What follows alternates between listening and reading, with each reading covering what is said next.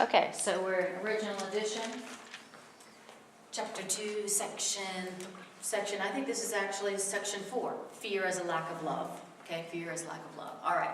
So the Course in Miracles says that there's only two emotions. There's only two emotions, and all the other emotions and all the other feelings come from these two emotions, love or fear. And everything comes down to that. Everything that you're experiencing can come down to one of those two emotions, love or fear. And everything comes from that, okay? So, and we are in chapter 2, so we're at the beginning of this curriculum. We're only in the second chapter, only in the 4th section. So in these early sections, in these early chapters, these are setting up the foundation for this thought system.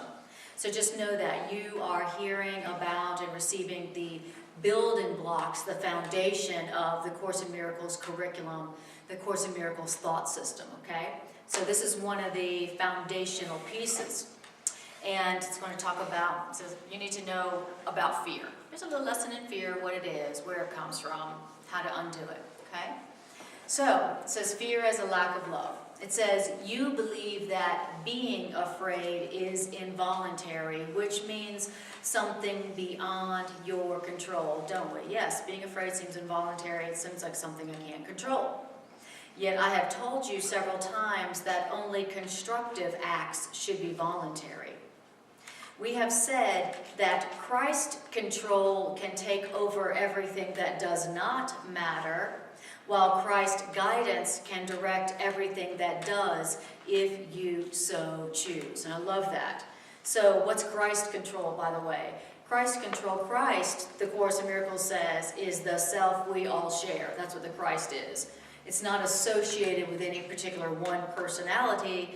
The Christ, also, the Course describes as your real self as it was originally created by its creator, okay?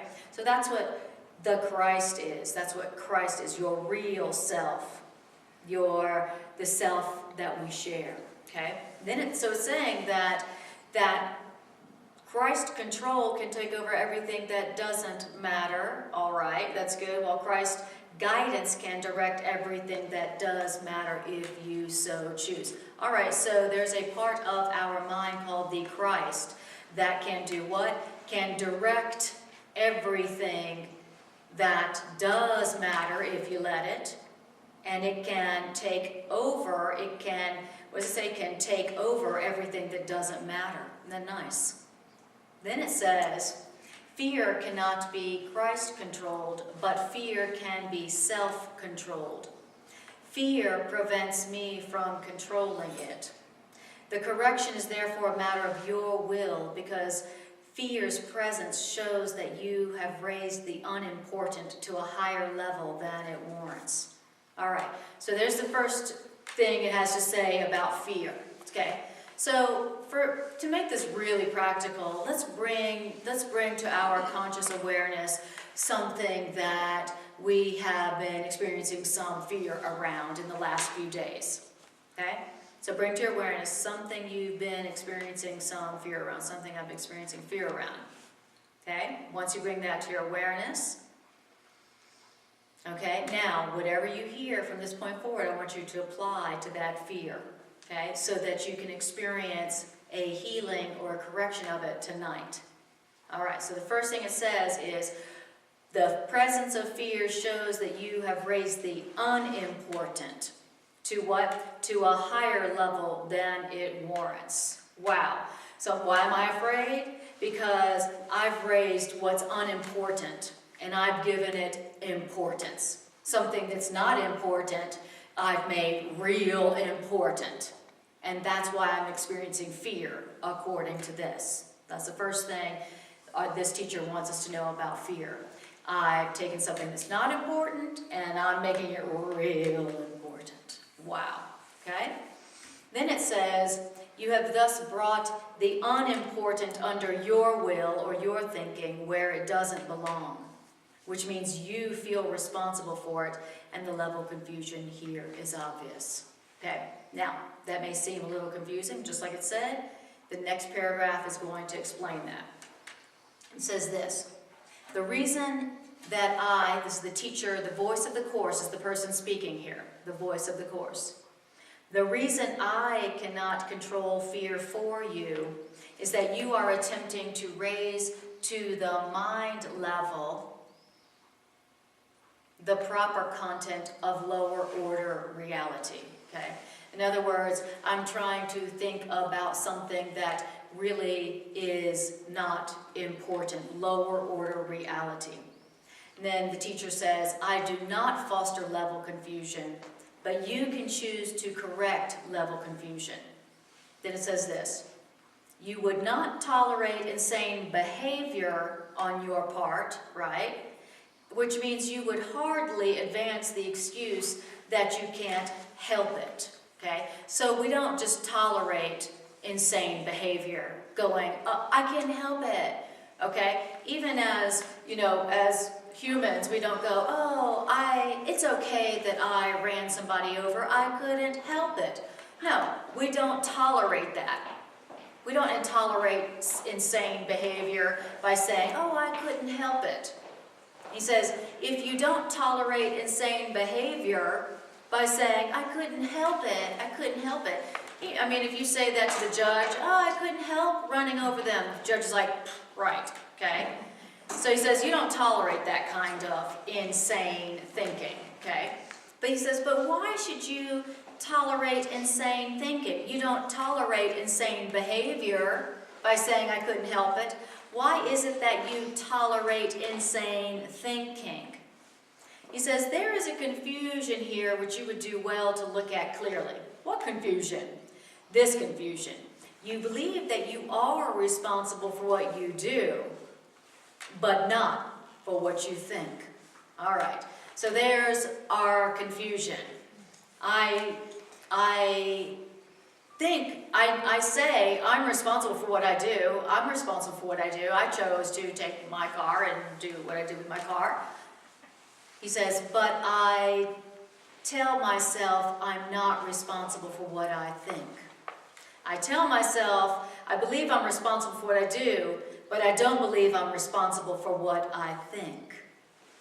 And the truth is that you are responsible for what you think. Why? Because it's only at the level of what you think that you can exercise choice. Wow. So he's wanting us to know here that yes, it seems like your thoughts, your fearful thoughts, your angry thoughts, your guilty thoughts, it seems like they are involuntary, right? Doesn't it seem like our thoughts are involuntary? Right? This fear that you were experiencing the other day, this fear that you brought to your awareness, it doesn't seem like you chose that fear, correct? It's like, I don't know, I was just doing my thing. Next thing I know, I was afraid. I was just doing my own thing. And the next thing I know, I was afraid. It doesn't seem like my thoughts. It doesn't seem like my fear is voluntary, right? I tell myself I can help my behavior, but I tell myself I can't control my thoughts, right? And he says that this is your confusion. The truth is you are responsible for what you think. What does that mean? I'm responsible for what I think. It says you are choosing what you're thinking. You are choosing what you are thinking. Every single thought you are having, even if it seems random, even if it seems involuntary, even if it seems like it came upon you out of nowhere, you are responsible for what you think. That is the truth. Every thought is a choice. Every thought was a choice. Thoughts do not come upon you involuntarily. Wow. It sure seems like they do, doesn't it? Especially the fearful thoughts. Especially the angry thoughts. They seem to be involuntary. Now, this perception that these thoughts that I'm having that don't feel good, that I am choosing them, seems quite offensive to a part of us, doesn't it? And it seems unbelievable. I didn't choose to feel that. I didn't choose to feel this feeling. I don't want to feel fear. And he's saying, actually, you are just as much responsible, meaning at choice, for whatever thoughts are in your mind, as you are responsible for whatever you choose to do with your body.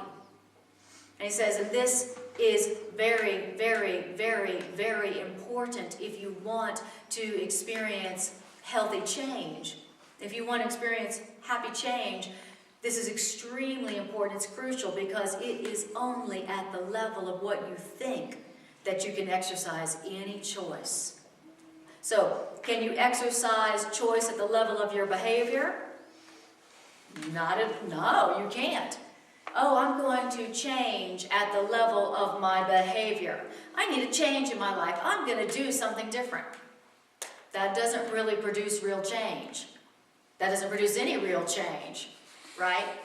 If you haven't changed what you're thinking, then whatever you do at the level of behavior is going to be the exact same thing as you did before, maybe a different form, but that's it. It is only the level of choice and what you think that you can exercise choice. Wow. If you want to make a new choice for your experience, for your life, it's going to happen at the level of what you think. Wow. Yes, Pat? I've always heard from the Course that, it was like, if you had a thought, it was your choice to listen to it, and that's where the choice occurred, was after the thought. That's right. Now you're going deeper in and saying, that's like going into our unconscious. Absolutely. And saying that either we're responsible or we have made the choice to have that thought. Absolutely. And I've never heard that before. Yes, exactly. This is the only level that you can exercise choice, is the level of what I'm thinking. Okay, well, how do I exercise choice at the level of what I'm thinking? How do I choose to think something different? Well, the first thing that it says that we have to do is to recognize that there are no involuntary thoughts.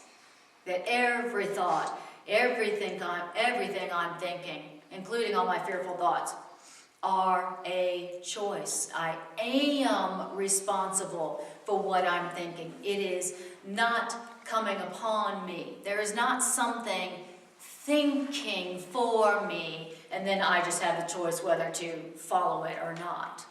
Wow. And that's incredibly hard to believe, isn't it? That doesn't seem true at all, does it? It doesn't seem like what we're thinking is every bit of it a choice, a choice. I'm choosing to be angry right now. I'm choosing to feel afraid right now. Doesn't seem like that at all, does it? So by doing this, we went around doing it backwards. We control our behavior. Exactly. And really those are just effects. That's right. And feelings are effects. That's right. The real cause of everything is thoughts. That's exactly right. Mind is the only creative level. And mind and what you think is the only level at which you can exercise any choice. If you're going to choose between what to do, you are not exercising choice. Not real choice. All you're doing is shifting around the symptoms, shifting around the effects. Oh, I think I'll move the effects around, right? Like moving the furniture in your house around and thinking that you have made a real change. You haven't made a real change at all. Wow. Okay, so this is deep. Hey, Billy, would you be willing to go grab me a cup of water in the kitchen? Thanks. I forgot to grab some. Okay. So, then, as if that wasn't enough, don't forget, what the Course in Miracles says is very startling and very hard to believe, and do not be surprised if you find yourself actively resisting it, okay? As a matter of fact, if you don't find yourself actively resisting it on some level, you probably didn't hear it, okay? Because it is so startling and it is so radical. The Course in Miracles says this, though: because it's the truth, you don't have to believe it in order for it to work for you. All you have to do is say, okay, I accept. Okay, all right, I'll apply that. I'll use it. I don't believe it, but I'll try it. And that's all that you have to do with these ideas. You don't have to believe them. We already know you don't. It's obvious that we don't. But because they're true, if you will use them, which means apply them to whatever you're going through, then you will get a miracle. They will work. Wow. Well, at a practical level, mostly, these thoughts come, and we can accept that we're choosing them, but it doesn't seem to be at a conscious level. That's exactly right. And So about all I can do is, all right, I'm thinking this and I don't like it, but I can stop thinking about it now. Exactly. Is that going to be helpful at all? Yes, I mean, so it's saying if you want to change in any area of your life, the only level that you can change that area of your life is the level of what you're thinking about it and what you're thinking about yourself. Well, how do you change what you're thinking about the situation or yourself? How do you change it? The first thing you do is go, okay, I am responsible for what I'm thinking. I chose these thoughts. I chose these feelings. I am responsible for what I'm telling myself about this situation. And I am choosing what I am telling myself about myself. I am responsible for what I am thinking in this situation. This is not happening to me. This is not being done to me. This is coming from what I'm thinking, even if I don't believe that at all. And that's the way you even get to that causal level. That's the only way you can get there, okay? That's the way you get there. You accept responsibility for what you're thinking. I'm choosing this anger. I'm choosing this guilt. I'm choosing these memories. Wow. I'm choosing these fantasies. I'm choosing what I'm thinking right now. Wow. And I'm telling you what, all it takes is one time of being really angry or really sad and telling yourself, I'm choosing to feel angry right now. I'm responsible for the anger I'm feeling right now. I'm choosing to feel angry. Out of all the options of the things I could be thinking, I chose to be angry. Out of all the options of things I could have thought all kinds of other things besides anger is the appropriate response, right? But I chose to be angry. I chose to be afraid. I chose to be afraid. Out of all the possible options that I could have chosen to think, I chose to be afraid. Now, as soon as you tell yourself that, first of all, that's a miracle. And now you are in a position where you can actually choose differently and experience something different. Okay? Is this at the unconscious level? Thank you very much. Is it what at the I was conscious just level? going to ask you, so it seems like, there's a conscious level of choice, and then now there's an unconscious level of choice. Yeah. The unconscious level of choice is what we might call the unconscious or the habituated thinking. That's the thinking that I've thought so long that now I don't even have to think about it. I don't have to go, I think I'm going to choose fear. I've been choosing fear so long that now it seems to be involuntary. Now it's a habit in my consciousness. It's a habit in my brain, right? And so now it seems like it just comes out of the blue and thinks for me, right? But that's only because it has been so habituated that now it just seems involuntary. It doesn't seem conscious. Now, that's okay because all I have to do then is make a conscious choice to do what? I am making myself think these thoughts. I am choosing these thoughts that I am thinking. Okay? You apply the conscious choice. You apply conscious awareness to what you're thinking, what the unconscious has been thinking, and then now you're out of the loop Now you're out of the unconscious loop. And now you can actually choose to think something different and actually experience something different in this area of your life. Wouldn't that be nice? All right.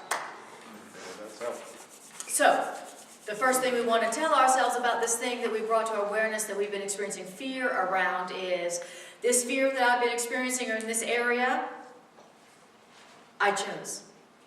I chose fear. I chose to be afraid. I could have chosen to think something else, but I chose to be afraid. I could have chosen to say, help me, God, or I'm going to give love. I could have chosen all kinds of other thoughts, but I chose fear. And that's the first thing I need to tell myself about this area I've been experiencing fear in, if I want to be free of the fear, okay? And all the effects that come from the fear. Then it says this, what you do comes from what you think. Everything you do comes from where? Only what you think, period. And you cannot separate yourself from the truth by, quote, giving autonomy to behavior. You can't separate yourself from what's true by going, well, I couldn't help it. My body made me do it. It was instinctual. I just couldn't help myself. My body did it. My body made me do it. You can't escape the truth by giving autonomy to behavior, as if your body is behaving by itself, right? Then it says this, your behavior is controlled by love, the Christ mind, automatically as soon as you place what you think under love's guidance. Nice. Okay? You can't escape from truth by giving autonomy to your behavior, but you sure can have your behavior controlled by the higher mind. You can have your behavior controlled automatically.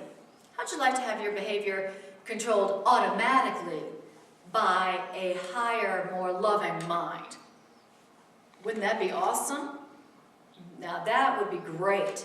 Hey man, I don't even think about it, and my behavior is controlled by love. Wow, how does that happen? How does that happen?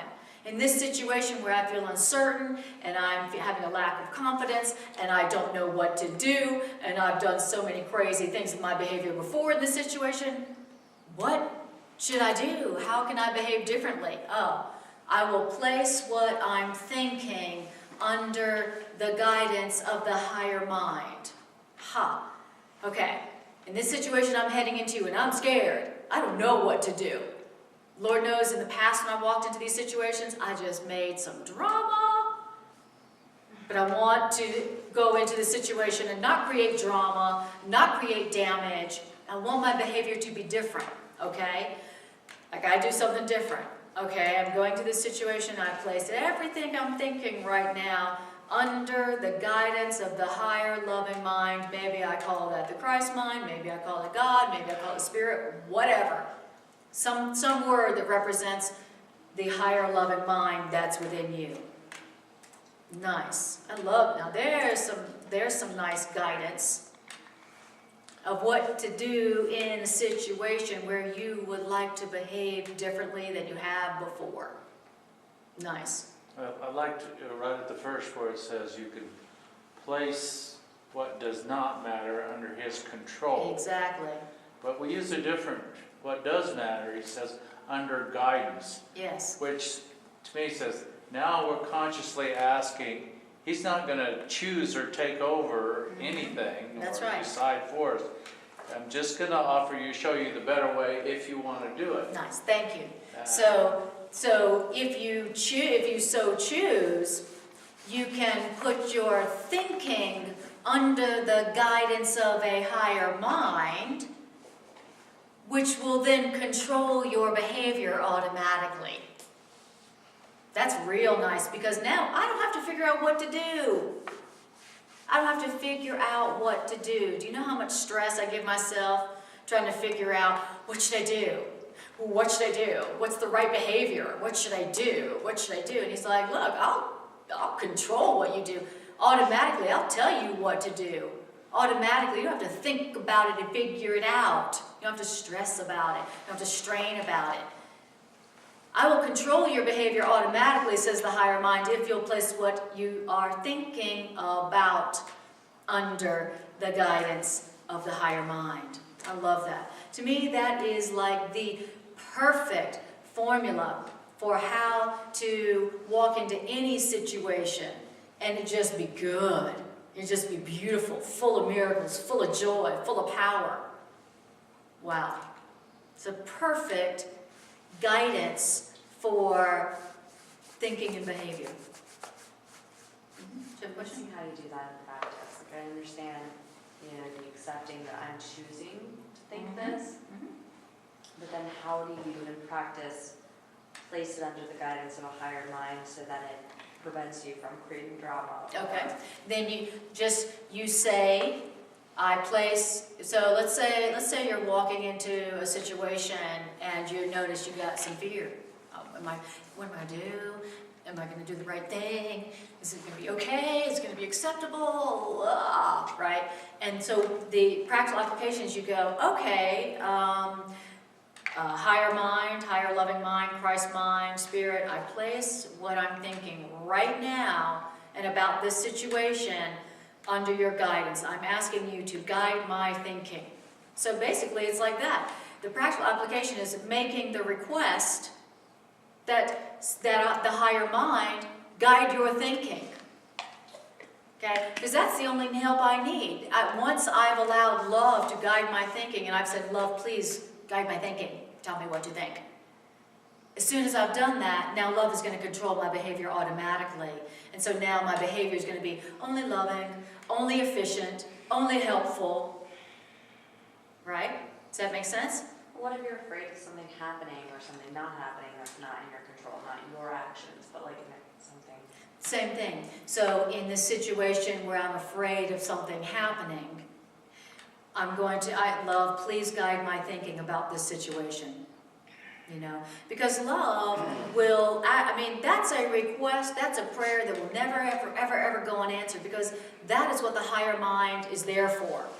The higher mind was created by God to give you loving thoughts, right thoughts, the thoughts of love, the thoughts of power, the thoughts of limitlessness, the thoughts of abundance. That's what it's for. That's its job.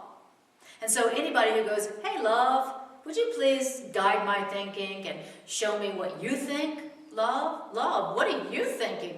What do you think about this situation? What do you think about this person? What do you think about this problem? Love.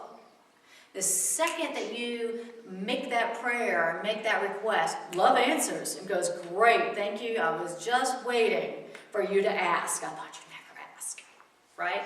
And then automatically love goes, great, now I will handle your behavior automatically. So you don't have to think about that, okay? So it goes like this. If you let love control your thinking, love will control your behavior automatically. In other words, let love do all the hard work.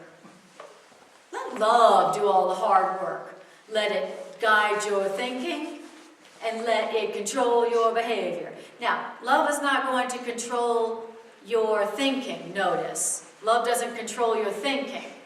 Love is going to go, you better not think fear. You better think love. No, love doesn't do that. Love will guide your thinking with you as the commander, right?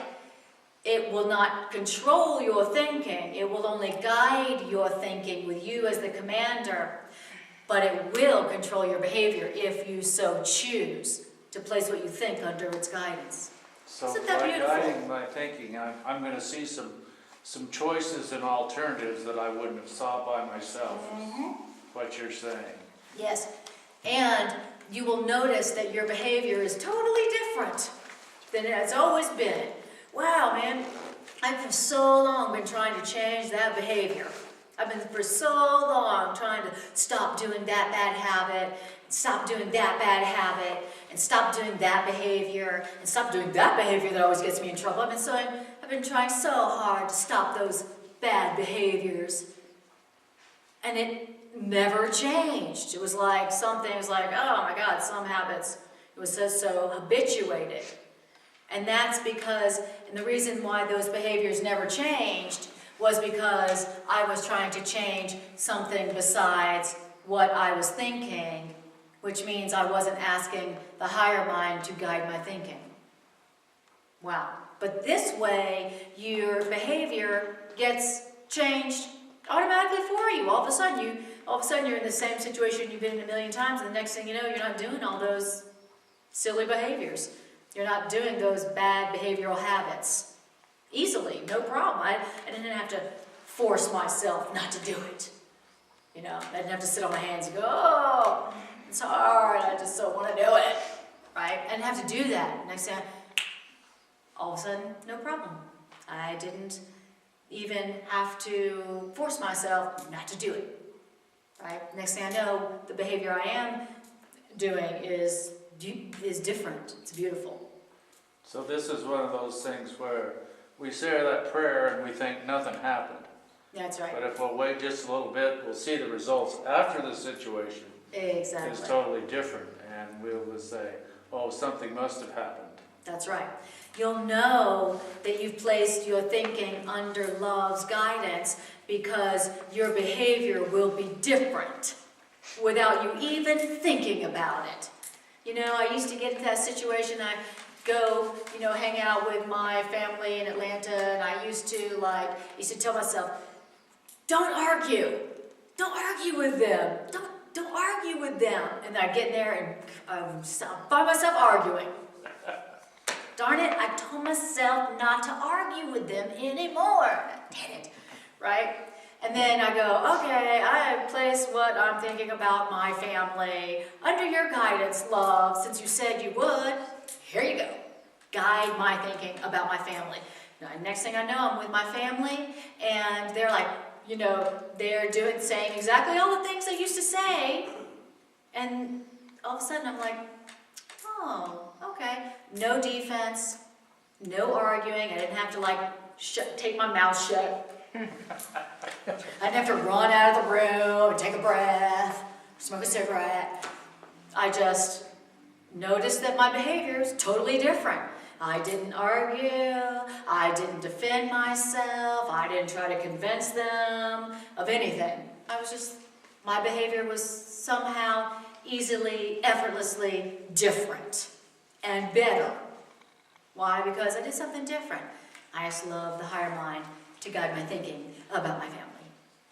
Yes, and I'm telling you this because I am going to visit my family on Wednesday. I'm sorry, do you mind if I use you to apply the truth to my own situation?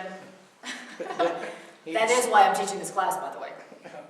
The secret is to be saying that to yourself before you even get into the house. Absolutely, before you get on the plane. Yes, exactly. Yes, absolutely. Yeah. Yeah, that's what you have. That's what you do, and every time you do that, this is a practice. This is a practice. Okay, you've heard of what's your spiritual practice? This is a practice that is just like any other, like a meditation practice or a yoga practice or a martial art practice or whatever you have your practice. Okay, this is also a practice, meaning it takes effort and willingness to create a new habit in your brain and in your thinking. Okay, so then it says this. It says, whenever you are afraid, it is a sure sign that you have allowed your mind to miscreate, which means have not allowed love to guide it. Aha. That's what my fear means. Okay, so let's just say that I'm driving up to my family's home and I notice that I have fear. And I notice I'm, entering a situation that I've been in a million times and I have fear. Okay, what does that mean? Oh, it's a sure sign that I have not asked the higher mind to guide my thinking about what I'm doing. That's the sure sign, fear. Fear means what? I have not allowed love to guide my thinking. In other words, I'm thinking myself. I'm thinking all for myself. I'm thinking all for myself. And guess what I'm thinking? Oh, all about the past. And how they used to do that. And how they used to do this. And how they always do that. You know, every time I come to visit, they always do that. They always treat me like I am still 16 years old. They always do that. They'll probably do it again. And this is what I'm going to do this time to make sure that doesn't happen. I'm going to do this. That's me guiding my own thinking. That's me thinking for myself again, which is the problem, right? And so if I think I'm going to walk into that situation and have anything different, and yet I'm still thinking the same things I always thought about it, then I am fooling myself, right? I think Okay. what you said, you just gave us a big clue of what we all do. You What's weren't that? even thinking about that, you're just remembering. That's exactly right. We're not even That's thinking, it. we're just, Exactly.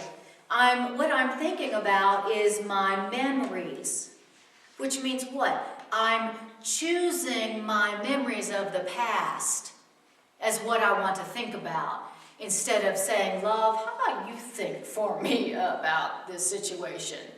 How about you think for me about my family? How about that? Right? It doesn't seem like memories are 100% voluntary. It just seems like memories just, I don't know, they just take over, right? Don't memories seem involuntary? The Course says memories are 100% selective. I'm only choosing the memories that fit what I want to be thinking in this moment. Isn't that interesting? And the second that I want to think something else, I will choose and select other memories. Wow, memory is 100% selective. Wow, doesn't seem like it, does it? Okay. Then it says, so whenever you're afraid, it's a sure sign that you've allowed your mind to miscreate, which means have not allowed love to guide it. Now, it is pointless to believe that controlling the outcome of your misthought can result in healing. So, controlling behavior, which is the effect, controlling the behavior, the outcome of thought. Behavior is the outcome of thought. It is pointless to believe that controlling behavior can result in healing. And so, that means that when you are fearful, you have willed wrongly, which means thought wrongly, chosen wrongly when you are afraid. Okay, let me think about this for a second. When I'm afraid, I am miscreating, I am misthinking, I am thinking for myself when I am afraid. That's the first thing I need to know. Then he says, this is why you feel responsible for the fear. So, you must change your mind, not your behavior. And changing your mind is a matter of will, or choice, or willingness. Okay. And that's changing your mind is really, it's all about first like a witness to what you're thinking. That's and right. then an undeniable faith to that, to remain in the present, or to maintain that awareness that you have that faith. Exactly. And then ask Right. for And the then higher mind to have think for that. you. Right. Exactly. So that you don't go back to the past. Exactly. So that you don't recreate your past with your thinking. Right. If you don't make the request that the higher mind guide your thinking, then you're just going to continue thinking your own thoughts, which means the past, which means that you're just going to be recreating the past. So literally, as you move forward, you just literally walk into your past, and then you go, oh, I've got these patterns. That's where patterns come from. I've got this relationship pattern, and I got this money pattern, I got this health pattern. Yeah, because you're still thinking for yourself exactly what you used to think in the past. And you're not letting any other new thought come in to guide your thinking. That's why we keep experiencing a future just like our past. So much of our stuff, just like when I'm afraid, I took a fearful memory, Yes, projected it into a future. yes. Now I think I'm going to run into it. And But I do the run into same it. thing the other way. Yeah, When I'm feeling good, I took a pleasant memory. yes, Oh, good, I get to go do that That's again. right. It's the same thing. that's right. That's exactly right. So mostly that's what we're doing, is just projecting into the future memories from the past. That's what we're doing. We're projecting into the future memories of the past and wondering why some things never change. And then get depressed. Because it's always going to be the same. So now the future looks so bleak. And now I'm depressed. And now I'm anxious for what's coming. And what's anxiety? I'm so afraid of what's coming. I just know what's coming. I'm afraid of what's coming. Yeah, because you're projecting what happened in the past as you remember it, which isn't what really happened. P.S. Of course, that's what you remember from the past. It didn't happen like that. Remember that childhood you're remembering? It didn't happen like you remember it. You know what happened yesterday? It didn't happen as you remember it. Because where were you yesterday? Were you actually present? Were you really present in that experience? Heck no. I was thinking about the past. So what you're remembering from yesterday, did it really happen like that?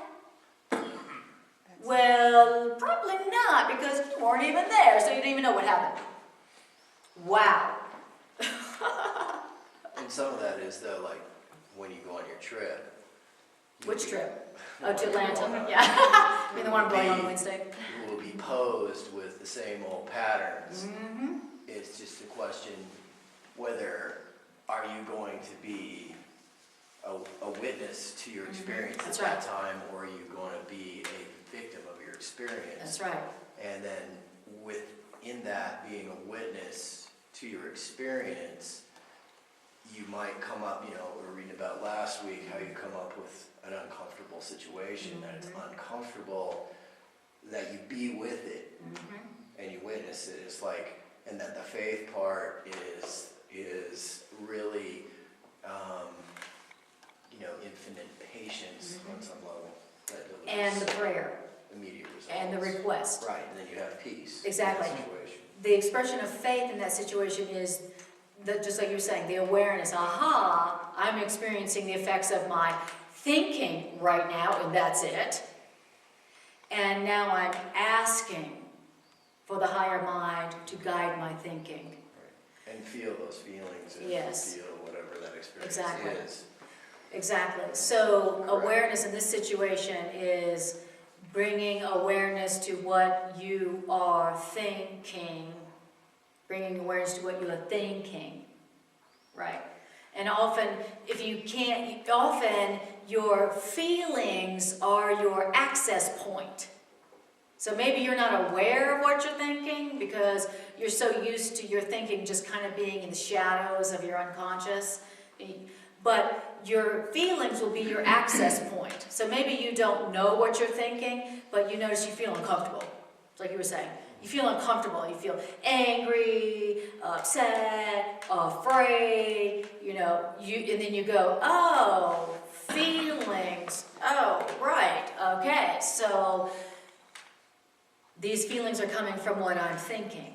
And so the feelings are the access point to realize that you're thinking for yourself. You're making up thoughts that aren't true, as evidenced by how you feel. Because if you were thinking true thoughts, loving thoughts, you would feel only joy. That's how you know.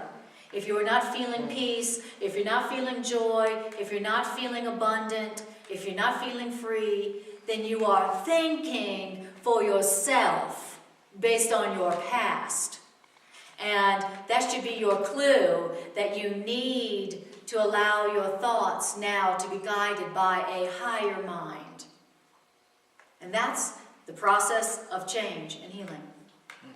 So he says in the book here somewhere, you probably know, challenge every idle thought, something like that. And maybe that goes back to what you're saying, that the idle thought, if it's not bringing joy, it is a thought that you didn't choose with him. Exactly, exactly. Face everything. Yes, exactly. There are no idle thoughts. I remember when I heard that, I was like, oh no, I am screwed. There's no idle thoughts. What does that mean? That means every thought you have produces form at some level. No wonder I live in such a crazy, scary, messed up world. Because every single one of my thoughts produces form at some level.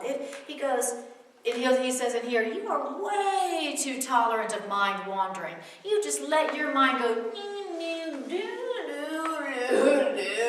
oh, it just goes, and we just go, just let our mind think whatever. It just goes like this. It just wanders around, right? And we tolerate it. We go, oh, not realizing that every single thought we're having as it wanders here and there is producing form at some level in our lives. Oh my God. When I heard that, I was like, he goes, it motivates me to be vigilant. Be vigilant about what? Watch what you're thinking. Become aware of what you're thinking. That's what awareness really means. You raise your level of awareness. That's how things change. That's how you break patterns and habits and addictions. That's how you change bad behavior. You bring awareness to what you're thinking. And then go, no wonder I'm experiencing problems in this area of my life. Look at what I'm thinking. And so, to me, that motivates me like crazy to become aware, raise my level of awareness to what am I thinking. I used to be only aware of what am I doing, what am I gonna do, what are they doing, what are they gonna do, what's happening with the body. Yeah, why do they do what they do? What is their problem? Why am I doing what I do? Always thinking about the level of the behavior, always thinking about the body. What's their body doing? What's their body gonna do? What should my body do? And really, and then wondering why nothing ever changed. And so now he's giving you the formula by which to experience real change, which means lasting change, which means change for the better finally. How about some change for the better? Wouldn't that be nice? Instead of change always being for the worse. Well, to understand that line, I've thought a lot about that, and you kind of gave me a new handle on thought producing form at some level. Yes. So, like if I'm taking a fearful memory and projecting it into the future, when I feel anxious, that is the form. Yes. That's all that's talking about, is your feelings will reflect your thoughts, and it doesn't mean I'm going to make that happen. It just means I'm going to be feeling like it has happened. That's exactly right. Anxiety. And I'm going to be afraid it's going to happen. Yeah. Yeah, why? So Because that's the form is my... Exactly. Basically, it's our feelings or the form that's telling us, look what you're doing. Exactly. And that's in the last section we did, it was saying your discomfort is he says discomfort is produced to bring the need for change of thinking forcibly into your awareness. When I'm anxious, I need to, I need to bring my awareness to what I'm thinking and change what I'm thinking. That's what's going on here. And so if you use your discomfort, however it comes out, whether it's fear or anxiety or depression or panic or sickness, physical illness, you use your discomfort. Use your discomfort to bring the need for change of your thinking forcibly into your awareness. I need to change my mind because I feel like crap. Okay. Instead of, I need to change someone else's behavior because I feel like crap. That's usually what we do. Who's got to change for me to feel better right now? What has to change in the world besides me? That's what I'm thinking about. And those feelings, I mean, this is more of a clinical, but I think it applies, is where, a clinical point of view, I mean, that applies is where those feelings, you're having feelings, and oftentimes I witness my feelings generating thoughts that have worse feelings, like trapped Yes. compartments of your past, that you store those feelings however you repress them. And But it's then- really the reverse. It's the thoughts that are producing the feelings Right, that seem to produce more. right, they're trapped thoughts that you shut a door on. Exactly. They're thoughts that you have not asked love Right, to guide. they're coming up to the surface. Exactly. You're starting to feel it. Exactly. So, so the section we did last week, for the last few weeks, just was saying, so don't run away from the discomfort. We're such addicts of like running from our discomfort. It's like we have discomfort and we're like, get away, I'm gonna do something, I'm gonna get away from that. We haven't learned how to go, I feel this feeling, it doesn't feel good. We have a feeling, and what do? We just run from it. We don't feel it. And the Course is trying to tell us, don't run from it. Feel the feelings. Your feelings are your one right use of judgment. What's the one right use of judgment? To go, how do I feel? I do not like the way I feel. I must be thinking without the guidance of love. And so, in that sense, your feelings and what you are feeling, whether it's discomfort or whatever, is so helpful, is so useful, is so useful. But we're so in the habit of like, oh my God, I have a feeling, I got to get rid of it. I got to do something about it. Instead of using it to go, I must be thinking for myself right now. And look at the result. Not pretty. Gee, love, would you please God, love, I place what I'm thinking right now under your guidance, please guide my thinking. Well, but it all started with awareness of what you were feeling. Right? Okay. What about like what Jim was saying, like when you have a positive thought, but it's a memory. Yes. It's a memory you want to go back to generate a better feeling. Right. Yet you're missing the present when it's happening. So it's not really, I mean, that's kind of a hoodwink. Yeah, because that feeling is fear disguised as pleasure, which is so crafty of our ego. Some things, some pleasures, a lot of pleasures are just a candy coating for our fear. Have you noticed? And how do you know if you're having a pleasure that's really a candy-coated fear? Well, here's how you know. Here's your clue. First of all, the pleasure very quickly or soon turns to pain. You know those pleasures that you have, oh, it's so pleasurable, and the next thing you know, you're paying for it. It doesn't last. That's how you know that what you were experiencing was really fear in a pleasurable form. How do you know? Because not only did the pleasure not last, but then when the pleasure stopped, then you were like, oh, you felt worse. And now you have to pay for that pleasure. It was so pleasurable. Now, the day after, you got to pay for it. Right? You know what I'm talking about? Those pleasures you gotta pay for the next day? Anybody?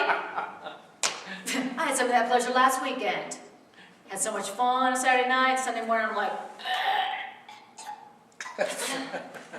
anybody?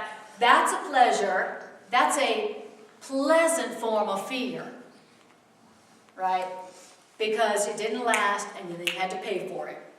All right, so there is a difference between pleasure that doesn't last and you have to pay for it and peace, joy. If you're using a thought from the past to feel good. Yes. I mean, that's Yes. a red It's flag right a- there. You're thinking about the past to avoid whatever it is in the present because it's not good enough. Exactly.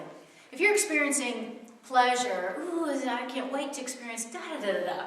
If you're experiencing pleasure around something that hasn't happened yet,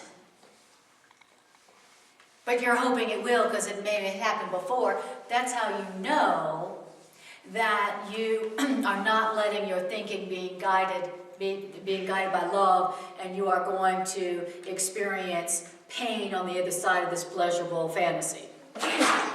Isn't that lovely? I thought of it that way. Gee, awareness doesn't seem like such a great thing after all. What a buzzkill. I like my fantasies. All right, so it's 1:45, so I'm just going to do a few more sentences, and then we're going to do our love offering, and then our guided, our integration meditation. So then it says, you do not need guidance except at the mind level. Correction belongs only at the level where creation is possible. So correction belongs only at the level of what you're thinking. The term correction does not mean anything at the symptom level, which is the behavior bodily level, where correction cannot work. The correction of fear is your responsibility. And so when you ask for release from your fear, please release me from my fear, you are implying that the correction of fear is not your responsibility. Here's what you should do instead. Instead of what? Instead of going, release me from my fear, here's what you should do instead. You should ask instead for help in the conditions which have brought the fear about. That's what we should be doing. I ask for help in the conditions that brought this fear about. Instead of, please release me from my fear. Please release me from this situation. Please release me from this pain. He said, don't ask for that. Ask for help in the conditions that brought the fear or the pain or the guilt or the lack or the sickness about. And he says, here's what you need to know about the conditions that brought that fear or pain or sickness or lack about. Here's something about those conditions. These conditions that brought the fear about always entail a separated mind willingness. I'm willing to be separate. I'm willing to be special. I'm willing to be separate. I'm willing to be alone. That's the condition that brought the fear about. That's the condition that enabled fear to come into my mind. I wanted to be separate. I wanted to be alone. Interesting. Then it says, at that level, you can help your fear. You are much, much, much too tolerant of mind wandering. What does that mean? It means you are passively condoning your mind's miscreations, your mind's misthoughts. Now, the particular result of you passively condoning your misthoughts, the result of that doesn't matter, but the fundamental error does. And the correction is always the same. What's the correction? Before you will to do anything, which means before you choose to do anything, ask me, the mind of love, if your will is in accord with mine, and if you are sure that what you want is in accord with mine, says love, there will be no fear. Okay. All right, so beautiful process for the correction at the mind level of fear or misthinking. Okay? And it is this. It says, don't ask for release from what you're feeling. Don't ask release from fear. Don't ask release from the situation. Ask for help in the conditions that brought that fear or pain or guilt about. I ask for help in the conditions that brought this pain, fear, and guilt about, which is me being willing to be separate, to be alone. At this level, I can help the fear. He says, You might get relief from that pain, but that same thought will return that pain to you. exactly. And Exactly. that's corrected. I've been asking for release from the symptom. Oh, please release me from the symptom. Oh, please release me from this symptom. Please release me from this pain. Please release me from this fear. Please release me from this anxiety and depression. He goes, don't ask for release from the symptom. Ask for help in the condition that brought the symptom about, which has something to do with your thinking. At that level of what you're thinking, that level you can help it, meaning that the symptom can be corrected only from the level of your own thinking. And so then he says this. He says, here's the correction of your misthought, and also here's the correction of the symptom. Before you choose to do anything, okay, this is a total instruction, very, very practical, useful instruction for any time you're about to do something, okay, which is quite often because aren't we busy? Always doing something, right? Always focusing on what to do instead of what to think. Before you do anything, you should do this. Ask your higher loving mind if what you're wanting to do is, or ask if what you're wanting to do is in accordance with love's will. Is my doing this in accordance with the will of love? Is my thinking this in accordance with the will of love? Hey, love, is this what you want me to do, love? Love, is this in accordance with what you want from me, love? Is this what you want me to do, love? And if you are sure that what you're going to do and what you want to do is in accordance with what love wants you to do, love who loves you and wants to be happy, you won't have any fear to do it. It'll be like, there'll be no behavior or uncertainty in that particular behavior. You'll do it well, you'll do it efficiently, you'll do it brilliantly. Wow. Why? Because you asked the will of love. You asked love. Is this in accordance with your will for me? Is this what you want me to do, love? Love who knows what I want and knows how to experience that. And if I don't feel any fear, then I will know that what I want to do is in accordance with what love wants me to do. Because remember, we're asking love to guide our thinking. We're asking love to guide our behavior, right? So if you ask love, hey higher mind, is this action or thought in accordance with your loving will for this situation? And you don't feel any fear, you feel a release from fear? No, it is. If you ask love, hey love, is this what you would have me do? Is this what you would have me think, love, in this situation? And you feel fear, according to this, then that's not what love wants for you. That's not what love wants you to think. That's not what love wants you to do. And that's what we want. We want to do and we want to think what love wants us to think.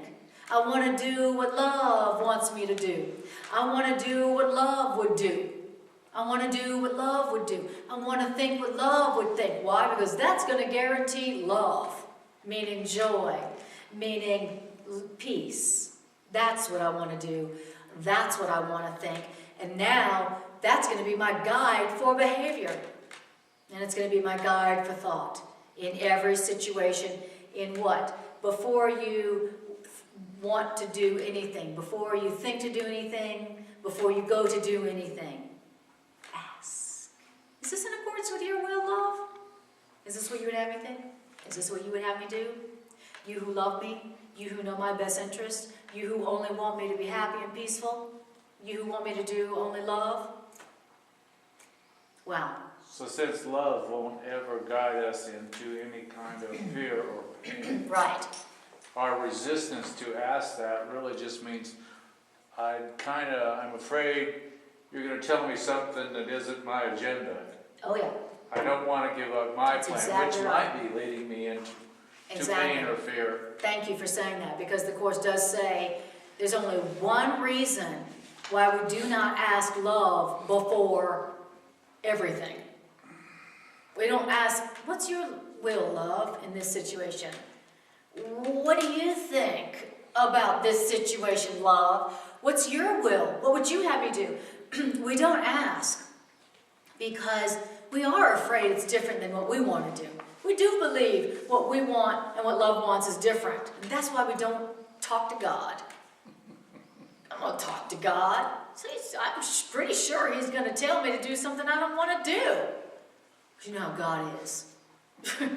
Because the God of our past and the God of our understanding was a God that did what? Demanded sacrifice as the price for love, right? Isn't that the God of our religions? That God's pretty mean. Well, in the experiencing of fear is also judgment, and grievances, Yep. in the drama. Wouldn't you say it's everything but joy? Yes, everything but joy. Everything but joy. Everything but lasting joy. Absolutely. So if you're not experiencing joy, even, what's the Course say, even a twinge of annoyance Yes. would be that fear. Yes, that's exactly right. Yeah, so it's If you're almost not- everything. Exactly. Attracting. Exactly. So here's the guide for sane behavior. The behavior that's effective and miraculous and helpful. The guide is this. Higher mind, loving mind, is this what you would have me do? What is your will for me in this situation? What's your will for this situation? What would you have me think? What would you have me do? What would you have me say and to whom? And if you will have that be your guide for behavior, and not take any behavior that you don't have peace about, then your behavior is going to be new and improved and efficient and miraculous and beautiful and helpful for all involved.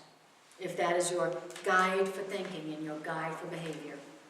Now, So- that's pretty practical, huh? We don't really trust that guide, I don't think, so it might be helpful if we spend a little time with it and get a little reassurance that, no, I just want what's in your own best interest, even when Yes. you don't know. That's I exactly think right. whoever however we see that That higher entity, mind. that higher mind, Mhm.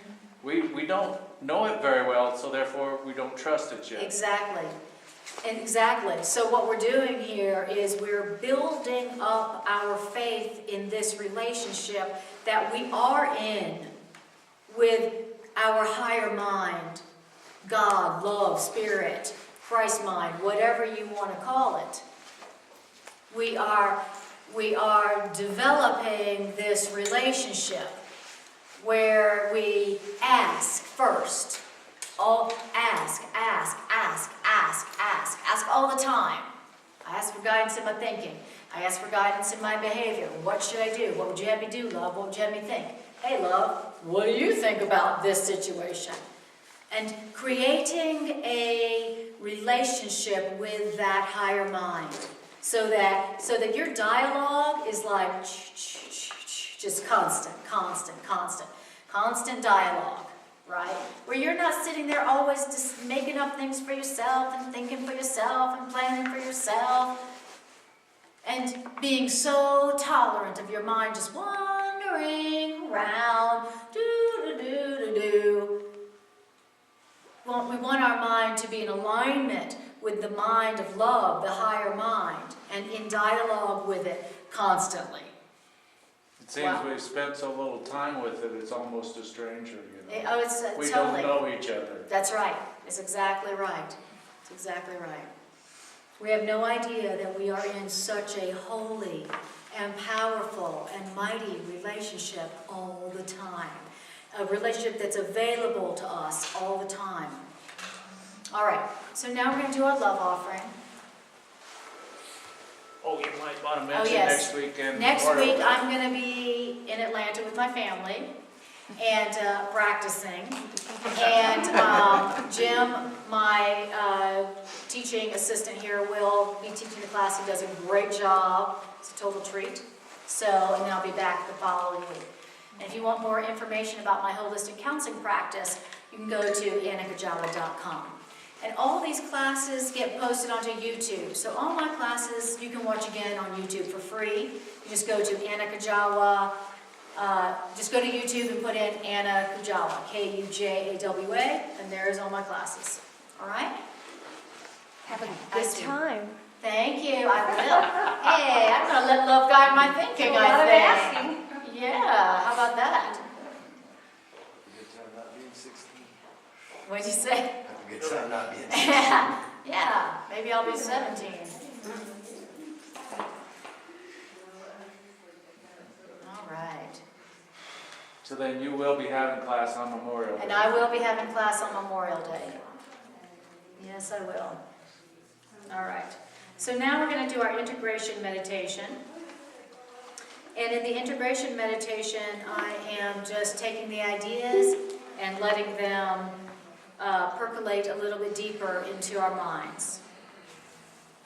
Okay? All right. So I want you to close your eyes and take a breath.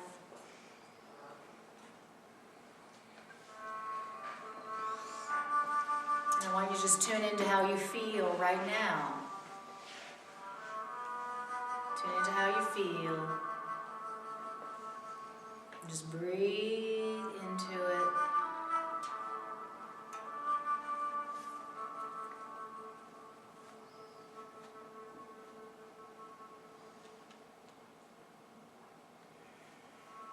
How does it feel to have heard these ideas tonight?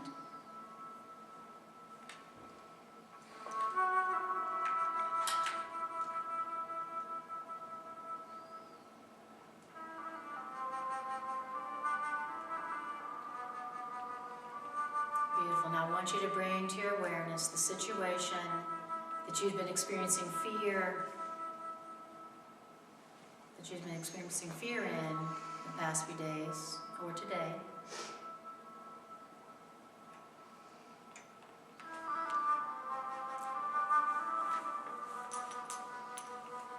And just notice the way that that fear has felt. Take note of the symptom of that. See that fear as a symptom.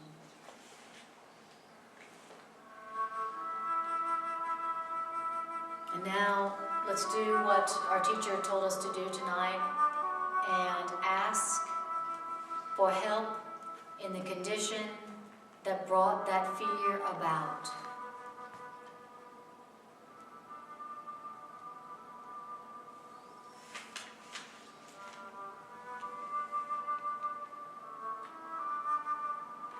Which is some willingness to tolerate misthought.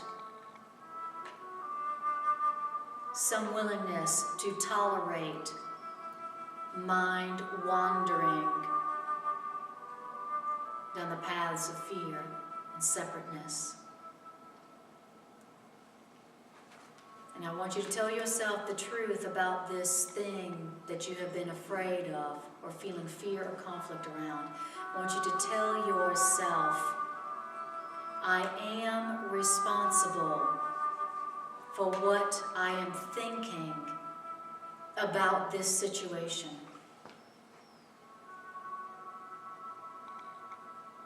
I am responsible for how I am thinking and feeling about this situation.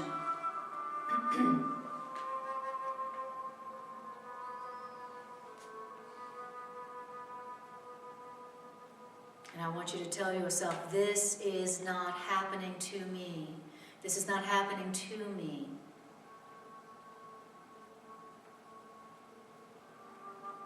I am choosing what I'm thinking about this situation and myself.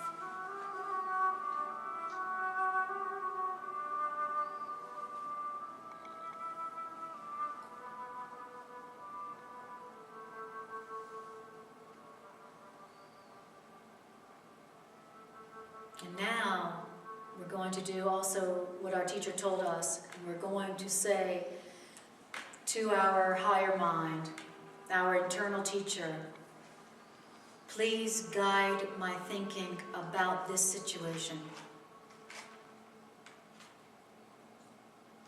Please guide my thinking about this person.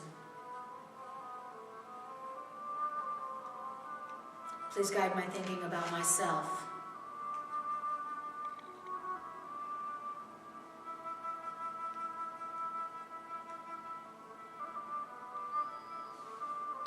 I say, loving right mind, please guide my thinking and control my behavior according to your loving plan.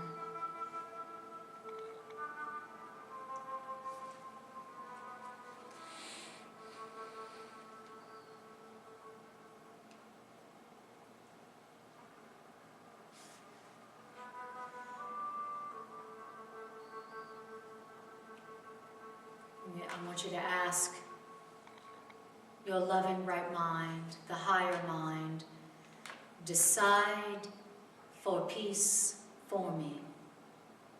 Decide for truth for me in this situation.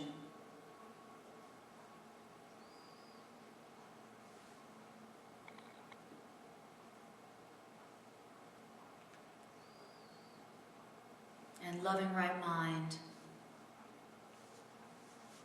be you in charge. Be you in charge of what I think and what I do.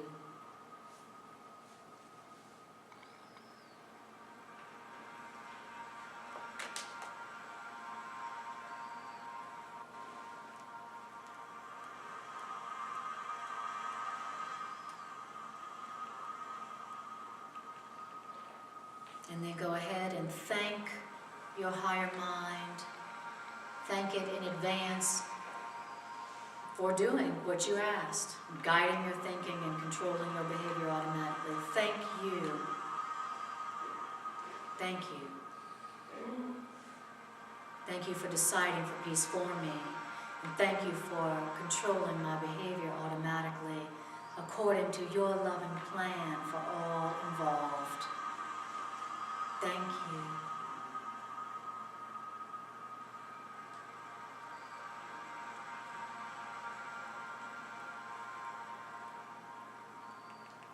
And just rest a moment more, feeling what it feels like to have worked this process and applied this formula and done something different relative to something you're afraid of. What does it feel like to have done something different?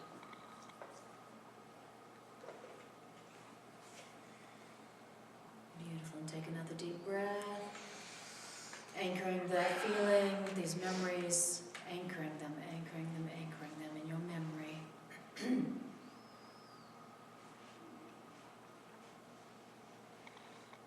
Beautiful. And to that we say amen. Bring your awareness back to the room, back to the body. Thank you for being here. Thank you for being here. All right, you guys. See you next time I see you. Thank you for being here. You're welcome.